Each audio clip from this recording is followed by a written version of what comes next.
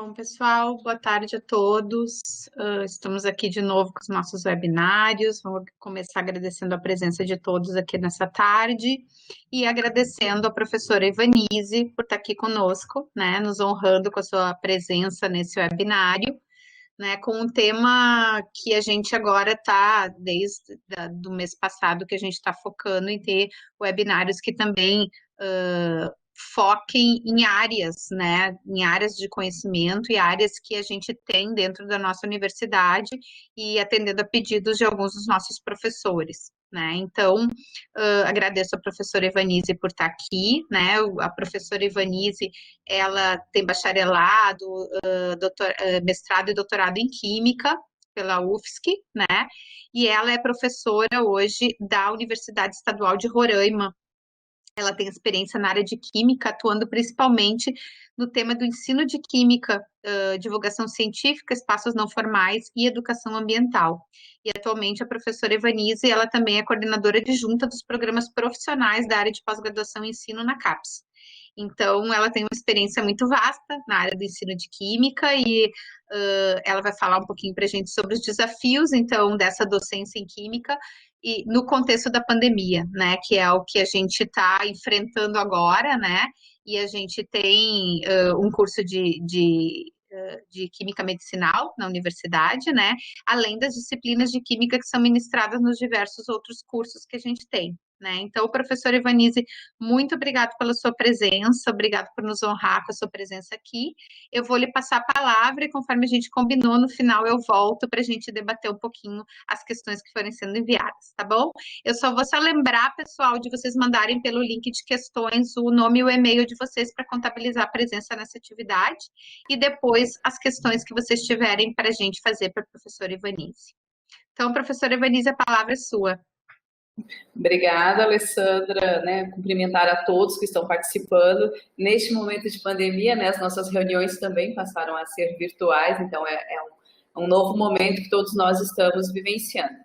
Então, eu quero agradecer a Cleidilene pelo convite, né? Espero contribuir com vocês.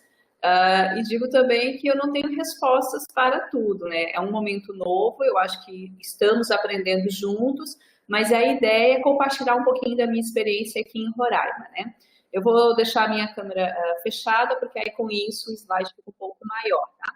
Se acontecer algum problema de transmissão, por favor, me acionem, tá? Porque às vezes a internet aqui não é tão boa.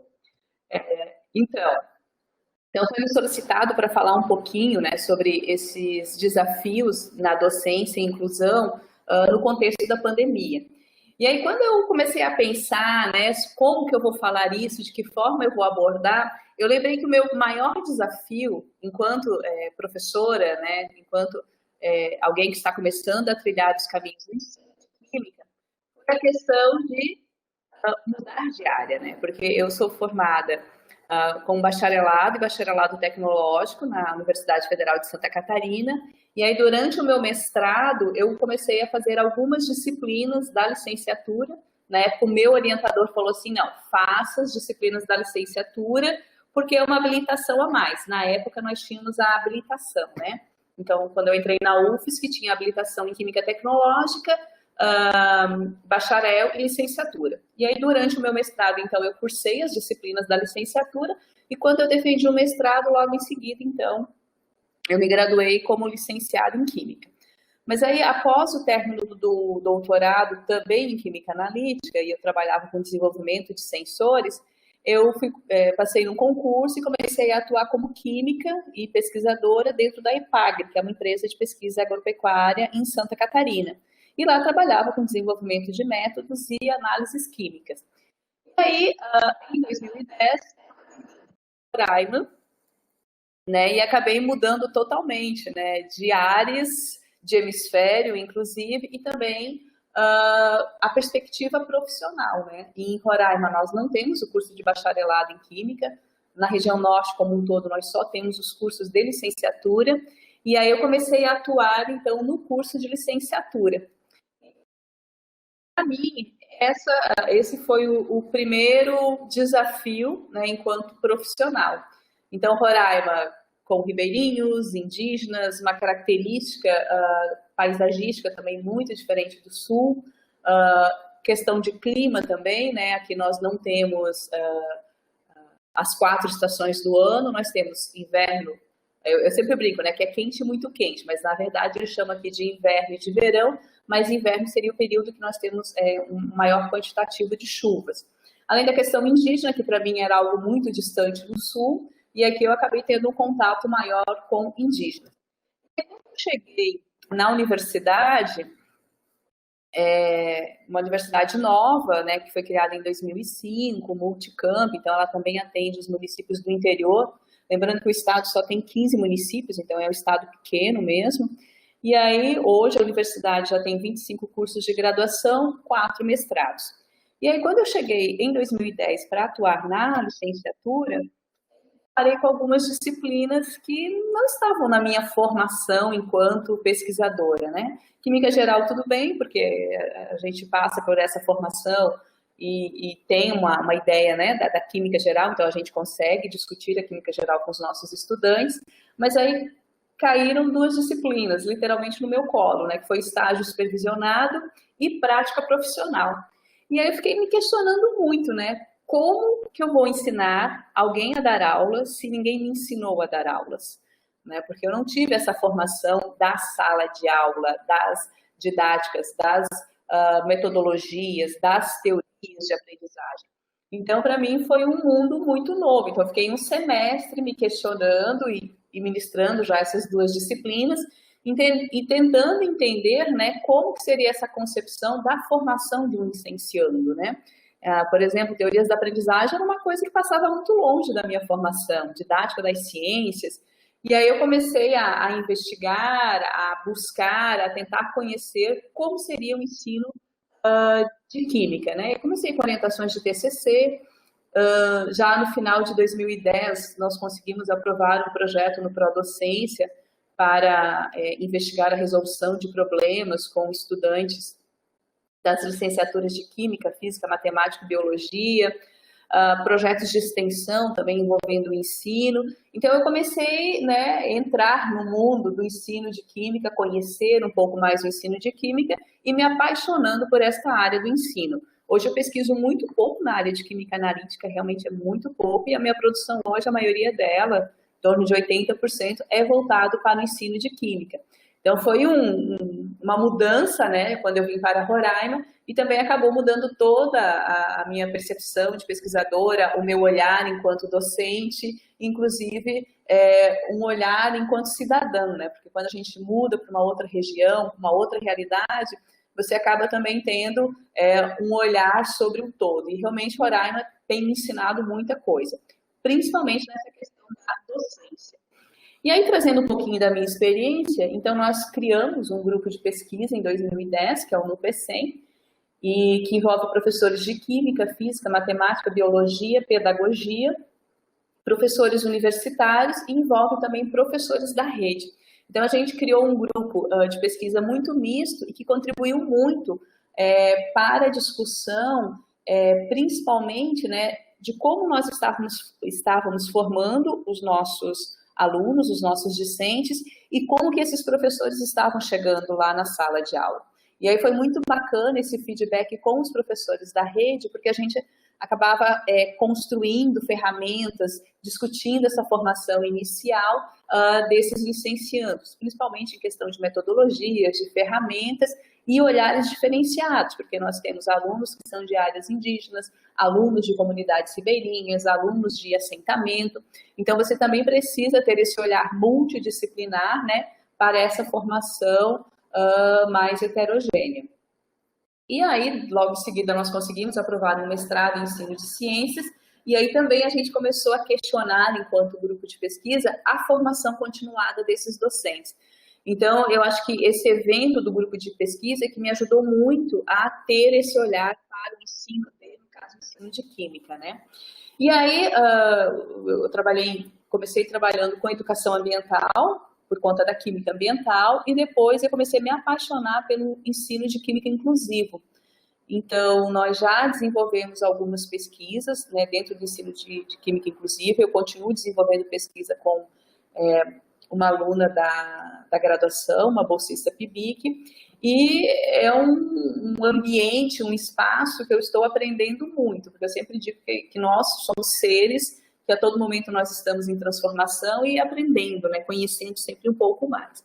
E aí esse foi um primeiro trabalho que nós fizemos, nós construímos um termômetro que nós chamamos de termômetro acessibilidade, né, que ele era utilizado para medir temperatura, variando de menos 15 até 115 graus Celsius, e ele era capaz de vibrar e emitir som em código Morse. E aí nós testamos esse termômetro tanto com alunos surdos, alunos cegos e alunos normovisuais, para mostrar que esse termômetro poderia ser utilizado, né, desde o aluno normovisual, tanto para o aluno cego quanto para um aluno surdo. E aí nós publicamos esse trabalho, até estou deixando a referência aqui. E aí depois, num outro momento, nós trabalhamos com uma aluna da graduação, foi até inclusive o trabalho de conclusão de curso dela, onde a gente adaptou um experimento envolvendo conceitos de solubilidade e temperatura para estudantes deficientes visuais. E aí realmente eu comecei a me aproximar mais do ensino inclusivo, não só inclusivo no sentido de, né, estudantes com alguma necessidade educativa especial, mas também o inclusivo no sentido de inserir, né, os diferentes alunos que a gente tem na sala de aula para o ensino de química, né? Porque quando a gente trabalha na graduação, a gente tem em média 20 alunos. São 20 alunos diferentes, 20 alunos que aprendem de formas diferentes, que armazenam as informações de formas diferentes, né, cada um com o seu estilo de memória. E aí, quando a gente pensa no ensino inclusivo, a gente não pode pensar somente nesses alunos que têm algum tipo de necessidade educativa, mas também nesse aluno que tem alguma dificuldade de aprendizagem. E aí a gente começou a conversar muito no nosso grupo de pesquisa sobre essa questão do ensino de química inclusivo. E aí, quando a gente trabalhou com esse termômetro, a gente fez questão de inserir os alunos normovisuais nos testes, né, para que eles também nos mostrassem, né, o que precisaria ser melhorado, de que forma realmente tanto o termômetro quanto o experimento adaptado contribuíram para a formação desse conceito, no caso desse artigo, de solubilidade e temperatura.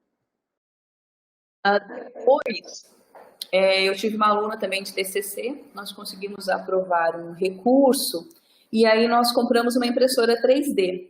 E aí foi muito bacana que nós começamos vamos dizer assim, a descobrir um outro mundo, né? A gente fala tanto das questões, né, das tecnologias, tal, no ensino, e aí a partir então de 2015, com a compra da impressora 3D, então nós começamos a trazer a tecnologia para dentro da sala de aula, desenvolvendo então, no caso da química, modelos atômicos e outros conceitos que os alunos, inclusive normovisuais, têm dificuldade de entender, de compreender os conceitos. Então, nós começamos a utilizar a impressora 3D e desenvolver diferentes materiais. Então, esse foi o primeiro trabalho que nós fizemos com a impressora 3D, foi uma aluna de graduação, a Francis Line, foi o TCC dela. Então, nós desenvolvemos os modelos atômicos, ela trabalhou com o modelo de Dalton, Thomson e Rutherford, e aí ela testou com estudantes da EJA, né, tendo em vista que o ensino de química na EJA ele é muito rápido e o aluno tem dificuldade a entender alguns conceitos, e aí ela trabalhou com um aluno com baixa visão e um com deficiência visual, tanto na sala de aula quanto no CAP, que é um centro de atendimento às pessoas com algum tipo de deficiência.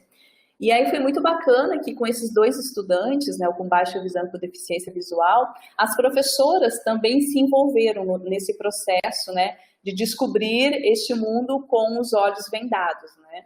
E aí foi muito bacana que esses dois estudantes que testaram para a gente os modelos atômicos nos deram respostas muito interessantes do que a gente poderia melhorar dentro do modelo atômico. Então a gente começou a fazer isso. Aí tem que esperar um pouquinho, beleza? E aí agora, há 3 anos, né, a Catarina está trabalhando comigo, e aí então a Catarina está aprofundando ainda mais os estudos dela em relação à impressora 3D e ao desenvolvimento de materiais didáticos para o ensino de química inclusivo, né? Então ela trabalhou com a geometria molecular, e aí ela produziu, né, o que seriam as moléculas de diferentes tamanhos, para que os alunos, principalmente os deficientes visuais, entendam que, que os átomos não têm todos o mesmo tamanho, que eles vão ter tamanhos diferentes, a questão de ângulo de ligação, comprimento de ligação. Então, essa foi uma primeira parte do trabalho dela, que ela desenvolveu, então, esses modelos atômicos, a geometria molecular para diferentes moléculas, e aí ela já testou isso, né, tanto com professores de química e com estudantes normovisuais e deficientes visuais, inclusive um professor deficiente visual. E aí foi muito interessante, né, a discussão que a gente criou no grupo, porque eles sempre nos dão um feedback, né, o que precisa melhorar, a questão da textura, né, porque o deficiente visual, ele tem o tato muito mais apurado do que o nosso. Então foi muito interessante que eles sempre estão dando feedback para nós do que a gente precisa melhorar. Não, essa superfície poderia ser mais lisa, ou ter um atrito maior, e texturas, e aí a gente está sempre melhorando para contribuir com esse ensino. E aí ela também desenvolveu os modelos atômicos, né, Dalton, Thomson, aí ela foi melhorando a partir daquela primeira experiência que a gente teve com a Frances Line, né, aí o modelo atômico de Bohr, né, mostrando a questão da distribuição por camadas eletrônicas, aí ela também imprimiu o experimento de Rutherford para que os alunos entendam, né, como que isso acontece, porque para o aluno que tem uma visão considerada boa, ideal, ele vai conseguir olhar no livro e enxergar aquilo em 2D. Mas para o aluno cego, ele não tem essa visão. E fica muito difícil, às vezes, para o professor descrever aquele experimento. Então, ela acabou desenvolvendo, né, esse experimento, e aí é muito interessante, porque os alunos, inclusive os normovisuais, para eles é muito importante a história do tato, né, do ensino, ou daquele conceito concretizado, que eles conseguem visualizar e dali surgem questões bem interessantes. Aí nós trabalhamos com a hibridização, né, SP, SP2, SP3, porque os alunos têm muita dificuldade de entender essa questão da energia, e aí ela, as três hibridizações, e já está testando também. Agora a gente parou um pouquinho por conta da pandemia, né? Mas estava testando tanto com alunos e professores, porque a gente sempre testa usando esses dois públicos, porque para nós é importante, né, ter a resposta de ambos os públicos, de quem está ensinando e de quem está aprendendo. Né? A questão do diagrama de Linus-Pauling, e agora ela está imprimindo a tabela periódica em diferentes níveis para trabalhar a questão de tamanho atômico, de raio atômico, volume, e aí ela está imprimindo. É porque a foto não ficou muito boa, mas em cima ela colocou, então, a língua, o braille, para que eles possam, então, com o toque, né, identificar os diferentes elementos químicos que a gente tem na tabela periódica.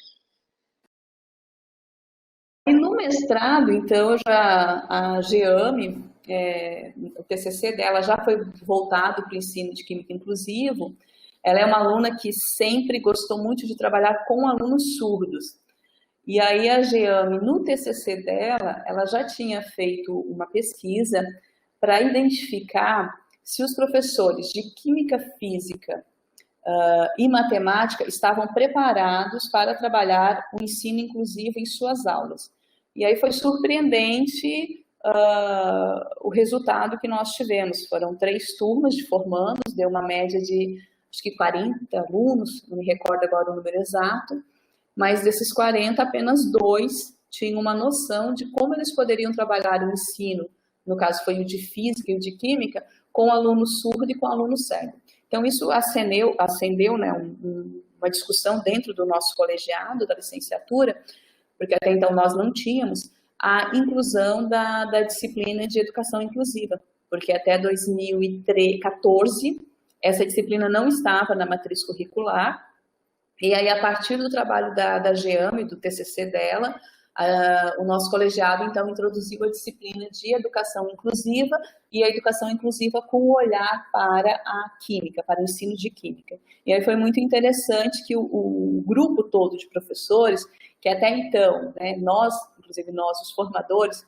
não tínhamos nem digo atentado, mas nós não tínhamos ainda tido um aluno com algum tipo de necessidade educativa, né, com alguma necessidade dentro da sala de aula. E aí isso realmente acendeu uma luzinha no nosso corpo docente, porque a gente, ok, daqui a pouco chega um aluno, ou surdo, ou cego, com algum outro tipo de necessidade, e nós não estamos preparados para isso, né? Nós não temos material, nós não temos um espaço adaptado para atender esses alunos. E aí o grupo começou a trabalhar e discutir, principalmente em cima da elaboração de materiais voltado para alunos, né, ou surdos ou cegos. E aí foi bem interessante o trabalho da Giana. Aí ela foi aprovada no nosso mestrado, continuou o trabalho com surdos, porque ela gosta muito mesmo desse trabalho. E aí, então, ela, junto com um aluno surdo, ela trabalhou a criação de sinais em Libras para a terminologia de base e neutro. Então, ela desenvolveu experimentos adaptados junto com o aluno. Então, ela ia para o laboratório com o aluno, testava os experimentos com o aluno, ia melhorando a sequência de atividades, né, para ver o que ficava claro ou não para o aluno, onde que ele teria dificuldade ou não. E aí, por fim, então, o produto da pesquisa dela foi desenvolver os sinais para base e neutro em Libras, né? Lembrando que para a área da química nós ainda temos poucos sinais, né, específicos para a área de química, não só química, física também. E como, infelizmente, é uma realidade em quase todo o país, né, normalmente o intérprete que fica na sala de aula, ele não é formado na área específica, né, química, física, matemática. Normalmente é um professor ou pedagogo que fez o curso de Libras e ele está em sala de aula. Então, inclusive, para o intérprete, às vezes ele tem dificuldade de entender alguns conceitos específicos e transformar isso em sinais. E aí o trabalho dela foi muito interessante porque ela trabalhou diretamente com o aluno. Por favor, também controle meu tempo, tá? E aí o Ricardo, eu sempre digo que ele foi um presente, não foi uma orientação, foi realmente um presente que chegou até mim. Ele é um aluno cego, cadeirante, ele teve uma esclerose, então a partir dos 20 anos ele começou a perder os movimentos e ficou cego. E aí, quando ele passou no mestrado, ele falou assim, eu quero que a professora Ivanise seja a minha orientadora. Eu levei um susto, porque eu nunca tive nenhum aluno cego ou surdo em sala de aula.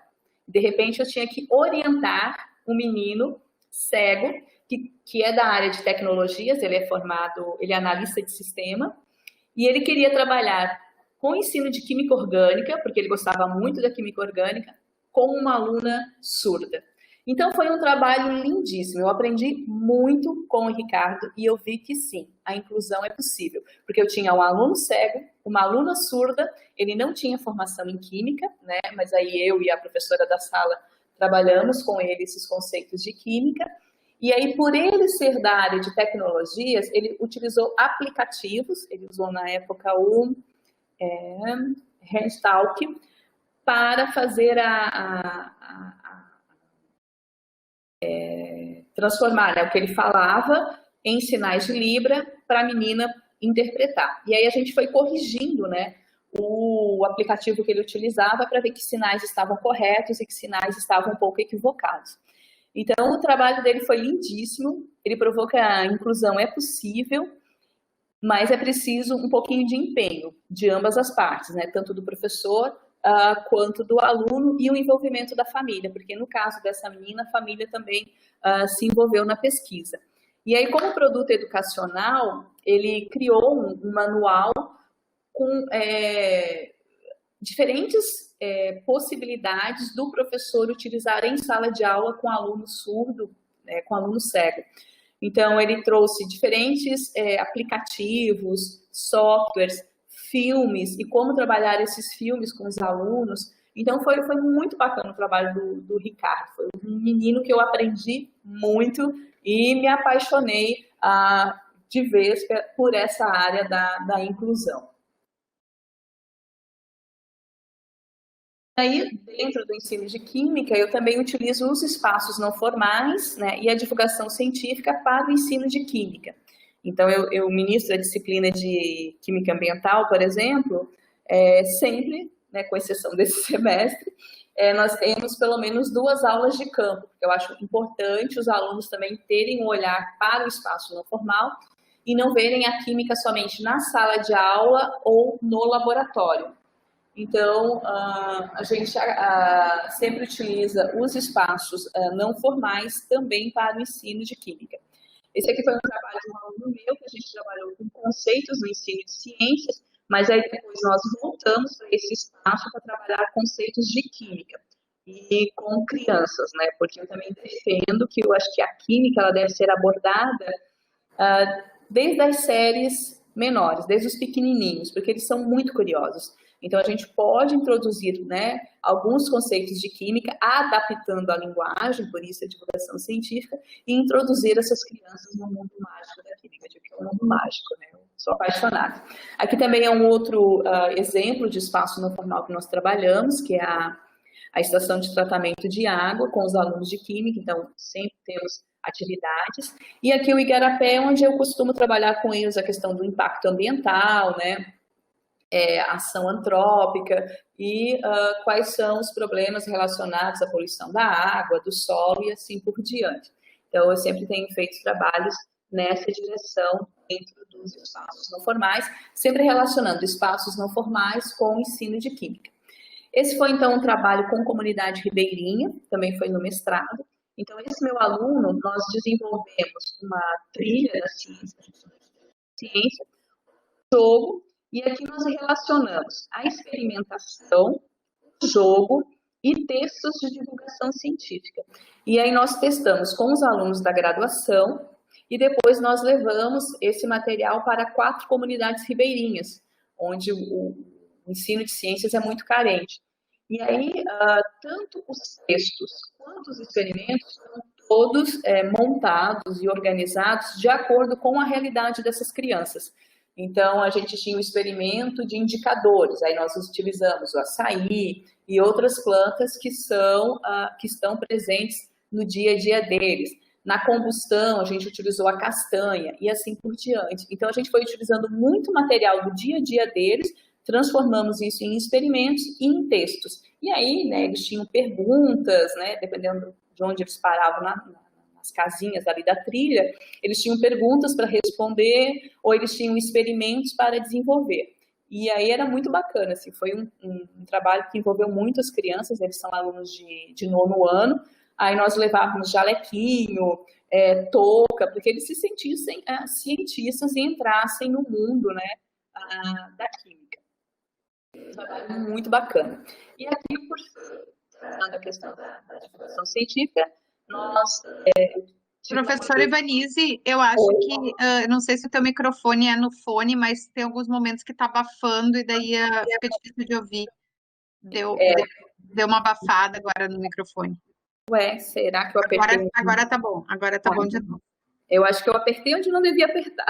Desculpa. Tá bom. Mas tá tranquila para ouvir? Não, tá dando. Agora sim, agora sim. Tá ótimo. E aqui foi um aluno de química que nós montamos, então, uma exposição de perícia papiloscópica, porque ele é perito e ele queria trabalhar com perícia e queria divulgar a química para que as pessoas conhecessem a química, né? E aí, então, nós montamos uma exposição e levamos para as escolas, né, para estimular, inclusive, os alunos a conhecerem um pouquinho mais a química a partir da perícia papiloscópica. E aí nós fomos em 4 municípios, levamos, foi super bacana. E aqui, quase finalizando, tá, gente?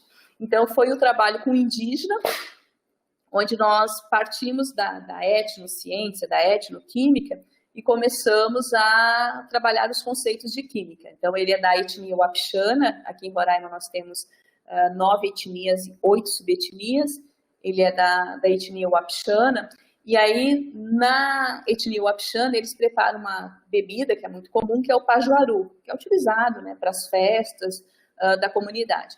E aí nós pegamos todas as etapas de preparo do pajuaru, e em cada etapa a gente foi verificando que conceitos de química a gente poderia estar introduzindo para que essa sequência de atividades fosse utilizada na comunidade dele. Hoje ele é professor da comunidade, ele veio para a capital, se formou, voltou e hoje ele é professor na comunidade. E aí, porque era uma forma que nós tínhamos de aproximar o ensino de química da realidade desses estudantes. porque eles costumam utilizar os livros didáticos, né, que são escolhidos, e esse livro didático é totalmente descontextualizado da realidade desse aluno. E aí foi muito bacana, foi um trabalho que deu super certo. Ele apresentou o trabalho dele num evento em Florianópolis, e na sala dele, no evento como um todo, ele foi o primeiro aluno de Química indígena de Roraima apresentando um trabalho dentro do ensino de Química. E realmente esse menino se transformou. Hoje ele é um professor pesquisador dentro da comunidade. Então, dentro dessa experiência, né, a gente foi trabalhando com sequências didáticas, experimentação com materiais alternativos, elaboração de jogos, ensino por investigação, e o pouco que eu ainda tenho produzido na Química Analítica, eu tento fazer uma relação com o ensino de Química. Bom, tudo andava muito bem, estava tudo ótimo, né? Aqui também eu tenho a Feira de Ciências, que é onde a gente estimula, então, a formação de professores, pesquisadores e de alunos. Aqui um pouquinho a amostra de Química, que a gente tem feito esse trabalho nas escolas, porque a gente, né, quer divulgar a Química. E aí, até aí, estava tudo bem, né?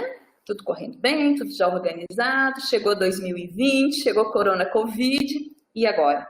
Então, a gente precisou sair da nossa zona de conforto, né? Enquanto nós estávamos ali, né?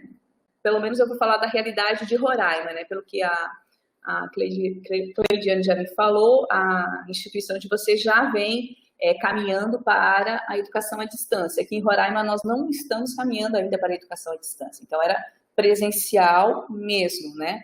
E aí com o Covid, o professor presencial, de repente, virou professor remoto, que é que ele tem que editar vídeo, postar videoaula, planejar atividades, né, atender no WhatsApp, atender no e-mail, ou seja, de repente a gente teve que virar multifuncional.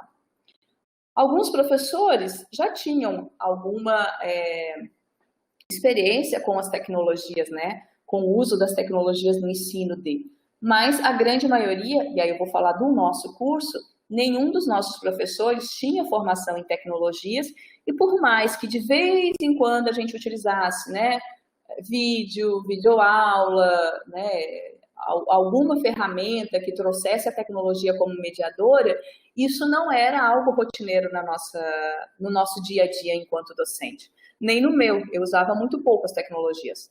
Né, explorava, tentava buscar alguma coisa, eu trabalhava mais com metodologias ativas, a história do STEAM, da sala invertida, do ensino baseado por projetos, mas a tecnologia não era uma coisa tão presente no meu dia a dia enquanto docente.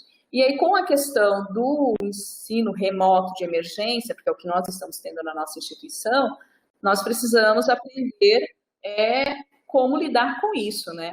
Só que aí, Roraima, nós enfrentamos alguns problemas. Primeiro, a nossa internet é péssima. É horrível a nossa internet. Às vezes, nós ficamos sem internet, às vezes um dia inteiro. E só para vocês terem uma ideia da questão da internet em Roraima, quando eu cheguei aqui em 2010, eu não acreditei que a internet era discada. Somente os órgãos públicos tinham internet via telefone, mas a maioria das residências, a internet era ainda discada. Aí eu lembro que eu olhei assim, não, gente, eu vou voltar para Santa Catarina, porque na minha casa eu tinha o combo internet, telefone e TV a cabo. E aqui eu não tenho nem direito a uma internet, né, boa, ainda era internet discada.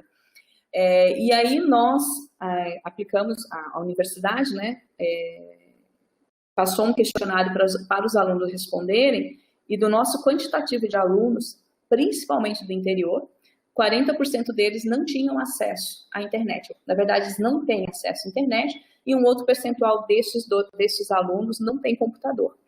E aí veio aquela discussão, né? Ok, como é que nós vamos promover um ensino inclusivo e de forma a diminuir as desigualdades educacionais? Né? No caso do curso de Química, dos 60 alunos matriculados, apenas 17 conseguiram responder o questionário. Os demais não conseguiram responder porque eles não tinham internet, ou a internet do celular tinha acabado e eles não conseguiram responder. Teve a questão da capacitação docente, que nós não tivemos uma capacitação, então todo mundo teve que aprender sozinho como trabalhar com as tecnologias. Energia elétrica, nós ainda não temos energia elétrica, nosso estado ainda depende da energia termoelétrica. Antes nós dependíamos da energia da Venezuela e agora então nós estamos com termoelétricas. E a questão da matriz curricular, que era um pouco engessada, e a ausência de material didático. Então a gente precisou realmente se virar. E aí fomos atrás, então, e estamos tentando nos organizar. Hoje, então, como plataforma digital, eu trabalho com o Moodle, né, com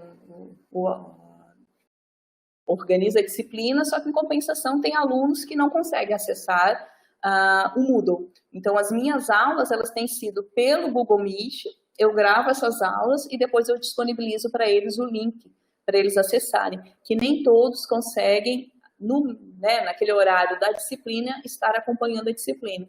Então, eu gravo a aula, né, com os alunos que estão na sala, e depois eu encaminho o link para os demais para que eles possam acessar a aula. Tenho usado o Loom também, e-mail e WhatsApp. Então, é dessa forma que nós estamos nos comunicando com os nossos alunos, encaminhando atividades, recebendo atividades. E aí, algo que para mim ainda está sendo muito difícil, por isso que eu falei no início, né, não vou ter respostas para tudo, para esse ensino dentro dessa pandemia, desse ensino, né, à distância, o ensino remoto. Então, nós temos os laboratórios virtuais e a gente sabe que a química precisa muito da experimentação. Então, é algo que eu ainda tenho muita dificuldade de olhar, de como enxergar a experimentação por meio das tecnologias. Não sei se é por causa da minha formação, que eu também sou técnica em química, eu acho que a gente tem que pegar na mão Bureta, Erlenmeyer, Becker, tem que saber pipetar, tem que saber preparar uma solução. E aí, para mim, a questão da experimentação ainda é algo muito difícil por meio das tecnologias, né? Mas tem alguns simuladores interessantes disponíveis, inclusive gratuitamente, que o aluno pode ter uma ideia, né, de reações, como acontecem algumas reações, titulação e assim por diante, né? Esse LabVirt, esqueci agora, é da USP, então ele tem, assim, diferentes reações e aí ele vai mostrando o que acontece, né, com diferentes reações. Tem um videozinho falando sobre a questão dos remédios. Então, é interessante. Só que eu ainda acho que a experimentação a gente precisa pegar, tocar. Ela tem que ser mais real, né? E aí, algumas ferramentas que eu tenho usado, né? O Clean Sketch, que é desenho de moléculas, né? O Kahoot, que eu uso muito como uma ferramenta de avaliação e de revisão, porque é algo que eu sempre me questiono, né, e converso muito com os nossos colegas. Ok, a gente está trazendo as tecnologias, estamos vivendo um momento, né, atípico, e a avaliação?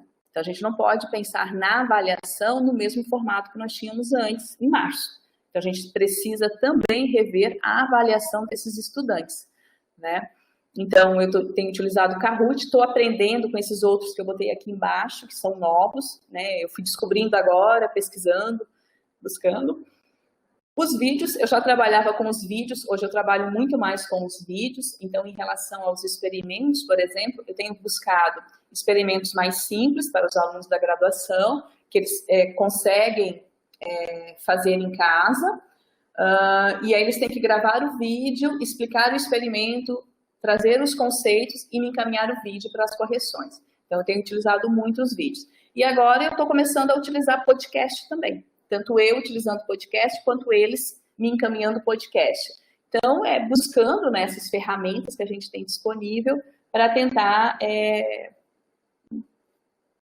pensar, né, nesse ensino em tempos remotos.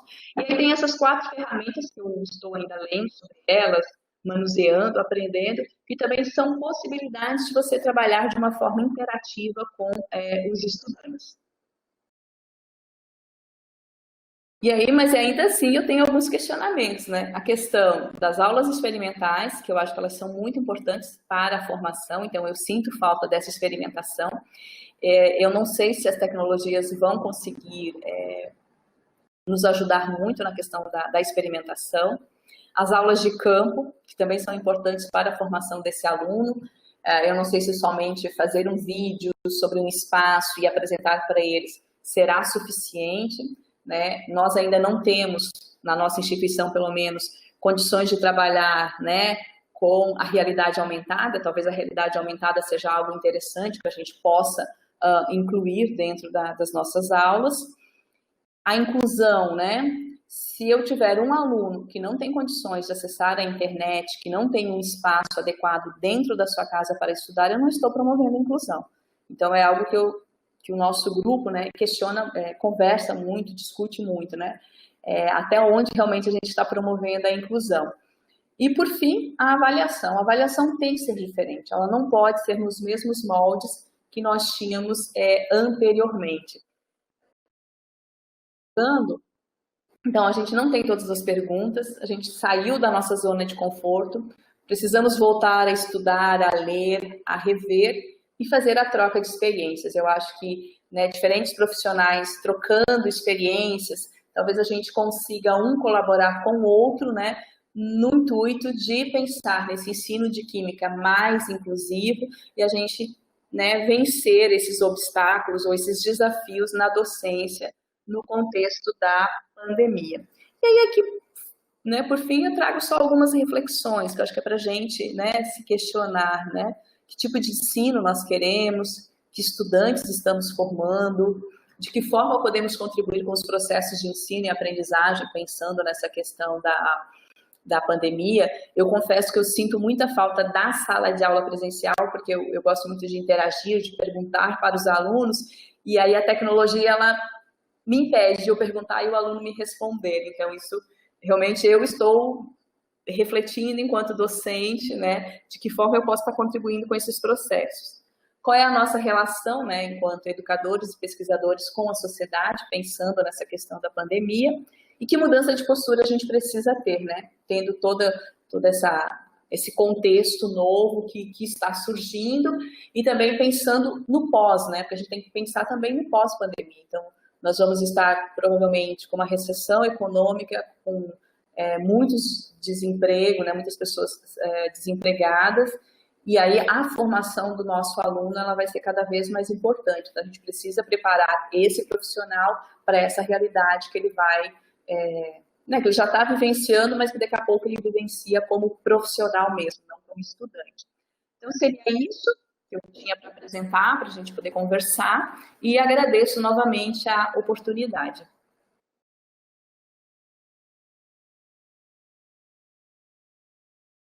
Bom, professora Ivanise, agradecemos muito a sua fala, né? Eu acho que eu estava aqui admirada pensando, né, como que trabalhar nas condições, né, quando você falou que até energia elétrica, né, vocês não têm no estado, assim, admirável, né, fazer esse trabalho que vocês estão fazendo e enfrentando tudo isso nesse momento de tantas outras coisas, são desafios também, né?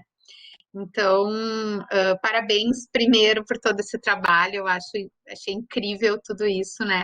Eu marquei algumas coisas aqui que nos aproximam, né? Por exemplo, a questão do uso da impressora 3D, depois eu vou ler um comentário de uma professora, mas nós também temos aqui o uso de impressoras 3D para fabricação, então, de elementos táteis para uso nas disciplinas, né?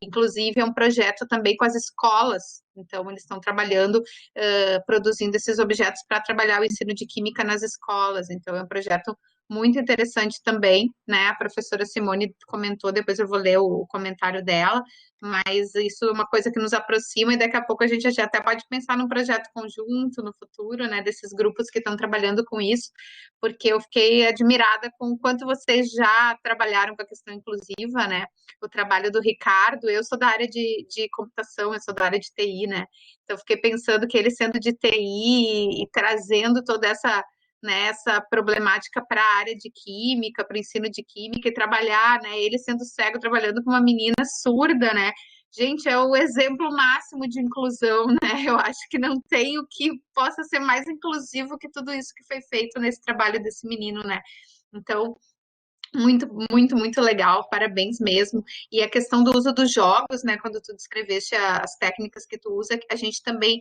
trabalha, a gente tem um grupo aqui que trabalha com jogos em saúde, né? Trabalhando a questão da realidade virtual, alguns jogos um pouco mais avançados, mas a gente já tem muitos indícios de como o uso de jogos melhora o aprendizado, né? Porque o lúdico acaba, então trazendo, né, uma coisa muito mais leve para o aprendizado e isso potencializa, então, o aprendizado dos alunos. Então, eu acho que, assim, a quantidade de técnicas e de metodologias que vocês utilizaram para realmente promover a inclusão e um aprendizado mais natural, eu acho, assim, incrível na tua apresentação. E também, né, a questão de trabalhar com os elementos das comunidades indígenas, né, porque eu sempre penso isso, né, essas populações, elas não têm acesso às mesmas coisas que a gente, né? Então, concretizar, né, a questão da química com elementos do cotidiano deles, incrível, incrível mesmo, parabéns, muito, muito legal. Eu vou agora, então, começar a ler os comentários que a gente tem, tá? O que foram sendo enviados pelos nossos docentes, né? Tem alguns que são perguntas e tem outras várias que são os parabéns pelo trabalho desenvolvido. Então, os primeiros comentários foram da professora Simone Amaral, que é desse projeto das impressoras 3D, ela trabalha junto com a professora Gisela Introini, então ela botou legal, também trabalhamos com ensino de química utilizando fabricação digital, parabéns. E daí ela comentou, quando estava falando do concreto, né, que o concreto é bem importante no ensino de química, da mesma forma que a abstração, né? Então, assim como a abstração é extremamente importante, que tem certas coisas que a gente não vai conseguir dar concretude, né? Mas o concreto em algumas coisas é extremamente importante, né? E eu acho assim, não só também para promover a inclusão, né? Até para aprendizado, que nem o projeto que as professoras têm aqui na escola, né? Dar concretude para alguma coisa que eles estão estudando no colégio, eu acho que é bem importante também, né? Eu acho. Não sei se você quer comentar alguma coisa sobre isso. Essa foi o comentário da Simone. Não, só complementando, eu acho que é bacana a gente pensar nesse projeto em conjunto, porque, né, a gente vai trocando experiências e um vai colaborando, né, com o outro. E a gente tem feito isso na sala de aula, né, também da educação básica. E é incrível, incrível como os alunos, alguma coisa, né, a história do concreto, de ter que pegar, porque o ser humano é muito visual, né? E aí, quando você não estimula a questão da abstração, então ele ainda precisa muito do visual. E é interessante, porque quando a gente fala inclusivo, muitas pessoas remetem à questão, né, o aluno que é cego, o aluno que é surdo, ou que tem algum outro tipo de necessidade. Mas não, a inclusão também é para aquele aluno novo visual que não consegue trazer para o abstrato aquilo que ele está vendo em 2D lá desenhado no quadro ou no livro didático. E aí a gente percebe o quanto isso realmente contribui com esse processo de aprendizagem e sim, de inclusão, né, como um todo. A gente pensa, né, só na inclusão daqueles alunos que têm alguma necessidade especial, mas não, né, realmente para aquele aluno, tem muito aluno que tem dificuldade de abstração, né, então eu que trabalho na área da computação, a gente sente isso também, né, então a concretude é super importante, né. Bom, vamos seguir aqui então com os comentários. A professora Ana Cristina da Cunha botou o seguinte: parabéns pelo maravilhoso trabalho. Como vocês administram a evasão, considerando a dificuldade socioeconômica dos alunos? Quais as estratégias que vocês utilizam para minimizar esse impacto? Temos um problema muito sério de evasão. E algo que a gente já percebeu no curso de licenciatura é que as turmas da noite nós temos uma menor evasão do que as turmas da manhã. Porque aqui a gente tem manhã e noite. Já tivemos uma turma à tarde, mas aí nós desistimos de abrir à tarde porque começou com 25 alunos e nós terminamos com 3. Então, foi o período que a gente teve o maior número de evasão. E aí, à noite, é o período que a gente tem o menor número de evasão. Então, como que a gente tem conseguido manter esses alunos por meio da Bolsa do PIBID? A Bolsa do PIBID foi algo, assim, incrível, que conseguiu manter esses alunos dentro do curso, né? E a gente tem o histórico, né, de alguns alunos que diziam assim, eu entrei para o curso de Química porque é mais fácil passar e tal, mas não era o que eu queria. E aí, ao final, eles mudam completamente, dizendo, não, era isso mesmo que eu queria, acabei me apaixonando e tal. Só que tem outros que dizem, eu não quero química, ele entra, não gosta, e aí realmente sai. Mas em termos de evasão, o que tem contribuído muito foi a questão da bolsa PIBID, bolsa PIBI, que isso realmente mudou muito a realidade dos nossos alunos. Diminuiu a evasão, não diminuiu muito, mas diminuiu a evasão num percentual de pelo menos, acho que uns 40%, 50%. Ela ajudou bastante. E aí o que nós temos feito já desde 2017 foi esse trabalho de ir para as escolas. Então, com a amostra de química, com a amostra itinerante, então a gente vai para as escolas, aí a gente junta química, física, biologia. A gente junta os 3 cursos e aí nós vamos com experimentos, com atividades lúdicas, e aí isso tem chamado um pouco a atenção dos alunos para o curso, porque o curso de licenciatura, física e matemática a gente já sabe, são cursos muito pouco procurados pelos alunos. Até computação aqui, ele tem uma baixa procura pela questão das disciplinas de exatas, que tem uma exigência maior, né? Mas a bolsa, assim, não tem. PIBID foi o que salvou o curso de licenciatura aqui na nossa universidade. Tanto que quando teve a história que queriam acabar com o PIBID, né, houve todo um movimento, porque o PIBID diminuiu e muito a evasão dos nossos licenciandos e melhorou a formação deles, porque eles já estavam indo para a sala de aula, né, com uma certa antecedência, conhecendo a realidade, trazendo propostas, e aí foi muito bacana também para a formação deles. Mas a evasão acho que ainda é um problema que a gente precisa discutir, e agora a gente está discutindo com a questão da pandemia, né? Nós estamos muito preocupados com a evasão agora, nesse período da pandemia. E aí eu ia te perguntar isso, né? Não tem ainda como já ter dados, mas essa questão do problema da conectividade, né? Eu acho que vai agravar bastante, né? Então, ainda mais que vocês têm todos esses problemas aí de conexão, né? De conectividade. A gente tem um projeto, o projeto UnaSUS, que a gente tinha alunos aí no estado de vocês, a gente tinha alunos pelo Amazônia inteira, né? E a gente teve que fazer muito material, colocar material em pendrive, distribuir o material para não exigir a conectividade, porque tinham lugares que os alunos não conseguiam acessar. Então, a gente começou a fazer um material, inclusive avaliações que eles faziam no pendrive e enviavam, né, para a gente corrigir, porque não tinha condições de acesso, né? Então, é uma situação bem complexa mesmo, né?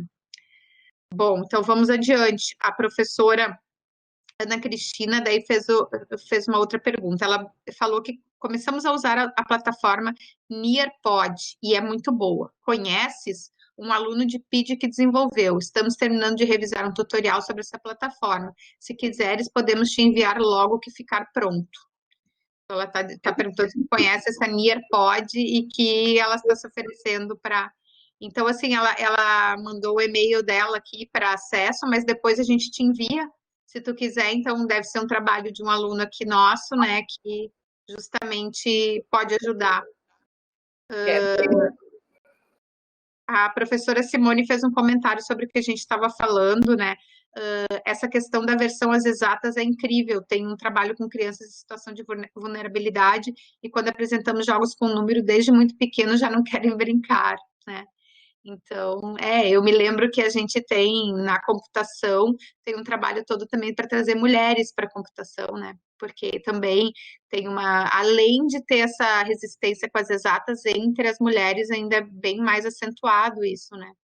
Então, esse trabalho que vocês estão fazendo de ir para as escolas, né? Eu acho que ajuda um pouco, e eu acho que é importante, assim, mostrar sempre aonde que a gente vai chegar, ou seja, que não é a matemática pura, mas que ela vai ser aplicada para se chegar em resultados muito legais, né? Então, eu acho que é isso que a gente sempre tem que bater na tecla, mostrar onde que se chega, né? O que a gente pode fazer com a química, né? Então, aquele trabalho ali que tu mostrou, por exemplo, das impressões digitais, né? Isso é uma coisa que, tendo o CSI e os filmes, então sempre mostrar, o pessoal no CSI, eles estão usando química para fazer isso, para fazer aquilo, né? Então, é o mesmo raciocínio para a informática, né? Então, o que eles conseguem com perícia digital, né? Então, eu acho que é por aí a gente mostrar qual o resultado, né? Para justificar, né, que eles passem pela parte mais hard, assim, né? Eu costumo dizer o seguinte, que a gente sempre tem que falar do sucesso, né? E não do fracasso. Então, qual foi o sucesso de quem seguiu? E nessa questão das mulheres, é muito interessante que defendeu agora o ano passado, uma aluna minha, a gente fez o TCC dela sobre esse olhar, né, das meninas do ensino médio querendo, né, o que tinham interesse em fazer química. Eu acho que ela trabalhou com umas 60 alunas no ensino médio, só 2 disseram que queriam fazer química porque foram bolsistas PIBIC ensino médio. Aí elas trabalharam com a química, gostaram e queriam ir para a química. Mas as outras, nem pensar. Não queriam a química de jeito nenhum, matemática, física, não. Elas queriam cursos, né, letras, medicina, direito, mas a química... E aí, quando a gente questionava por quê? Porque é difícil. Porque eu não sei, porque eu não gosto. E aí, a partir disso, a gente está agora com um projetinho de extensão, levando... Aí, a gente está trabalhando com podcast, né, pós da pandemia. Aí, nós estamos fazendo podcast com pesquisadoras químicas aqui de Roraima para mandar para as escolas.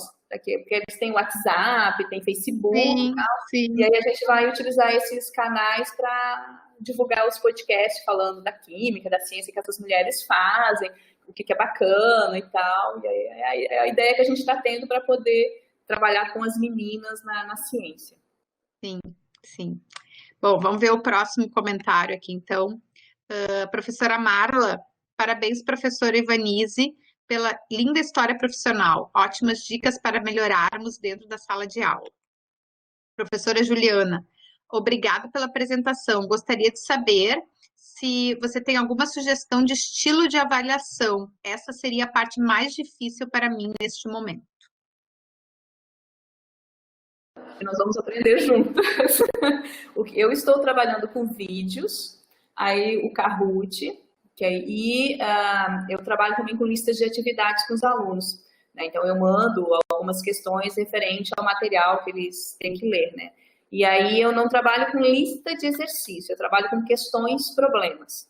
Então, eu elaboro um problema maior, onde ele tem que fazer a leitura, que aí eu obrigo eles a lerem todo aquele material, aí eles têm que ler os artigos, e a partir daquilo que eles estão aprendendo nos artigos, então eles precisam descrever. Mas essa questão da avaliação é algo que eu também estou aprendendo. Então, eu trabalho muito com essa questão do problema, aí eu estou agora com uma turma que eu vou testar isso com eles essa semana, até já brinquei com eles, vocês serão as minhas cobaias. Eu vou trabalhar no estilo STEAM, então eu vou passar um problema para eles e eles vão ter que elaborar, como é química ambiental, né? Então, eles vão ter que elaborar uma proposta para solucionar um determinado problema de poluição de água. E aí, então, eles vão ter que buscar todo o conhecimento e construir algo utilizando material reciclável, mas trazendo como uma proposta. Então, nessa questão da pandemia, eu estou trabalhando com a avaliação nesse sentido, onde o aluno tem que buscar, né, o conhecimento e apresentar ao final algum resultado, e eu vou ficar apenas como mediadora, que é o que a gente sempre falava das metodologias ativas, né? Então, eu estou trabalhando com isso, com vídeo, com o Kahoot, que ele é bem legal, porque é como uma forma, né, de game, então os alunos se empolgam, e aí com essa questão da metodologia por problemas, né? Ou uma questão onde ele tem que construir alguma coisa, ou então uma pergunta onde ele tem que dissertar sobre aquele problema. Aí eu estou fazendo isso. Mas é algo que a gente vai ter que aprender juntos também, professora. Porque no contexto agora da educação de distância remota, que é como a gente está chamando, do ensino remoto, não adianta a gente fazer lista de exercícios, eles vão passar um para o outro as respostas, não vai. Se a gente não trabalhar com problematização, com coisas mais discutidas, não vai. É mais difícil avaliar, né? É mais difícil, mais trabalhoso, mas se a gente trabalhar com listas puras e simples, lista é para exercício mesmo, para eles exercitarem, não pode ser como forma de avaliação, né?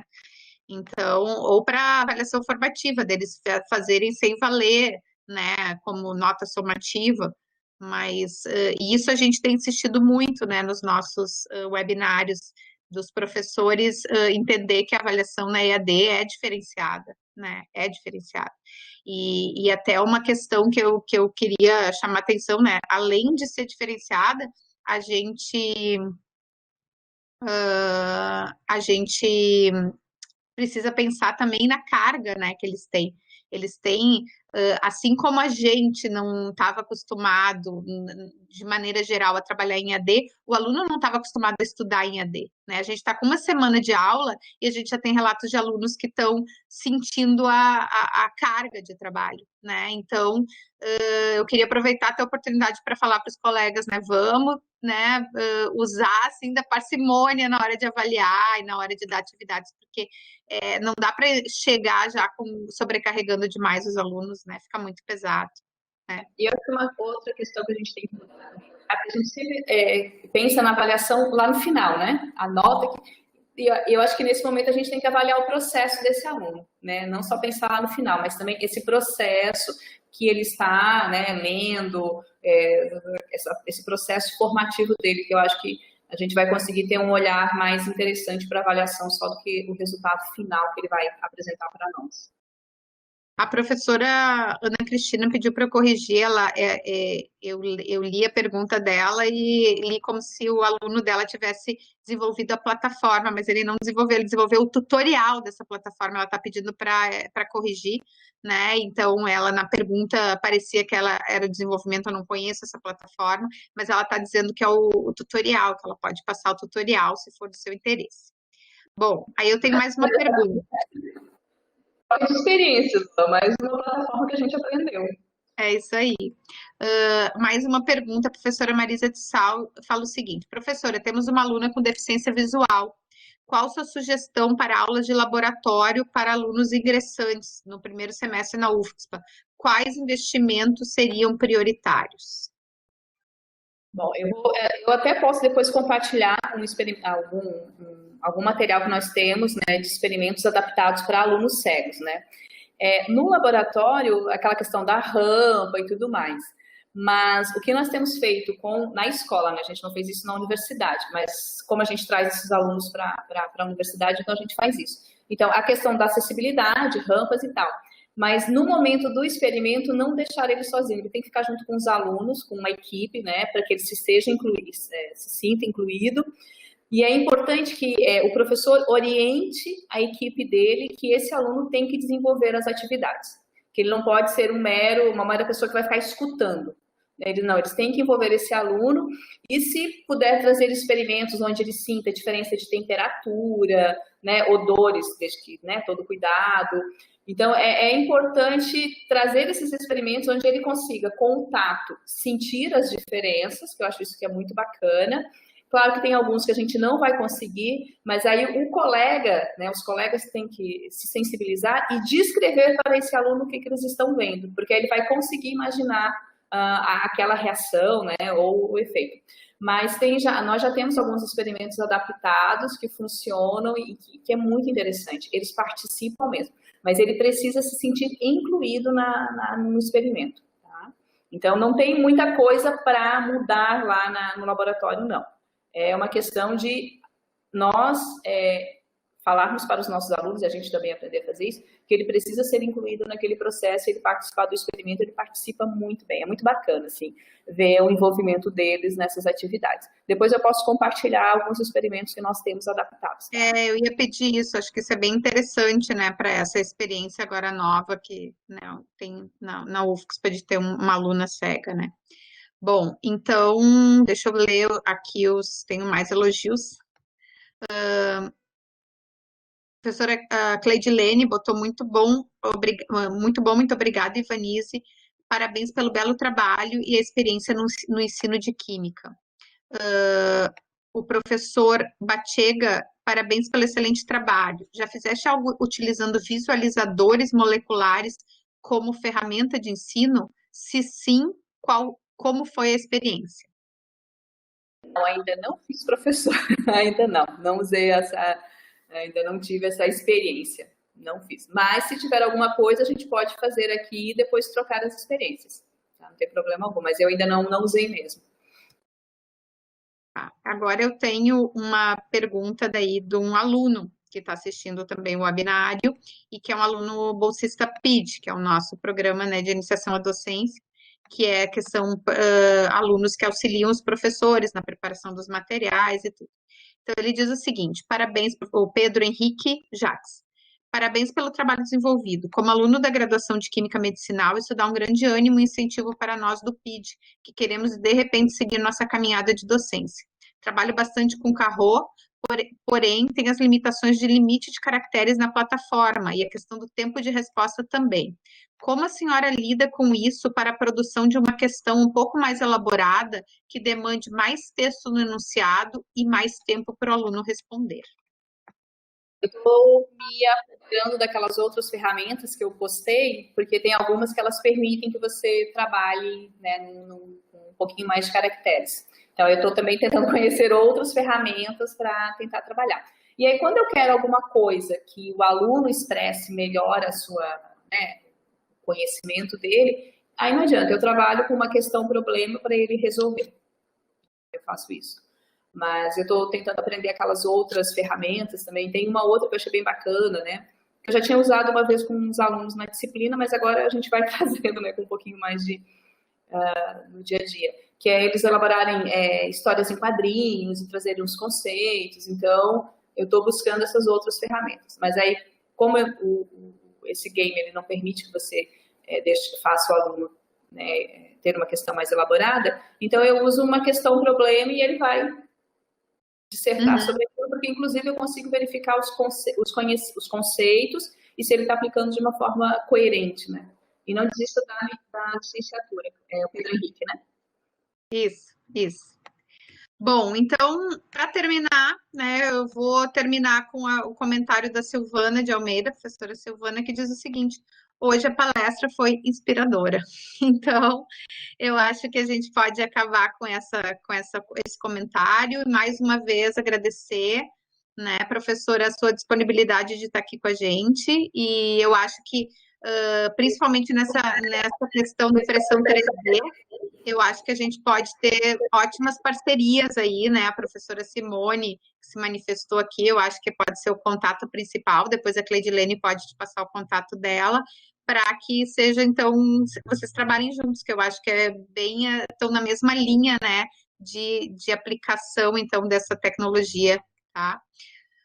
Não sei, quer falar um pouquinho para finalizar? Eu quero agradecer a oportunidade, né, e colocar o grupo de pesquisa, né, à disposição para a gente pensar em parcerias, porque quando a gente pensa nos contextos de pesquisa, eles são contextos bem diferentes, né? E aí eu acho que a gente pode ter essa troca de experiências, pensar na impressão 3D, a questão de pensar em experimentos, né, adaptados para esses diferentes públicos. Eu acho que tem condições de crescer uma parceria bem legal e a gente produzir trabalhos bacanas, de forma, né, a fortalecer mesmo o ensino de química como um todo. E agradecer novamente o convite, realmente foi muito bacana, né, conhecer um pouquinho vocês, e essa discussão também, né, de conhecer uma nova plataforma e tal. Então, eu só tenho que agradecer, foi muito bacana, muito produtivo, e agradeço a frase que a palestra foi inspiradora. Tá? Muito obrigada mesmo. Professora Simone acabou de mandar aqui comentário dizendo que com certeza para trabalhar junto, né? Então, acho que isso vai render bons frutos. Então, pessoal, eu agradeço a presença de todos aqui, né? A gente agradece mais uma vez a professora Evanise e a gente está encerrando o webinário de hoje, né? E no próximo webinário a gente se vê, tá bom? Uma boa noite para todo mundo.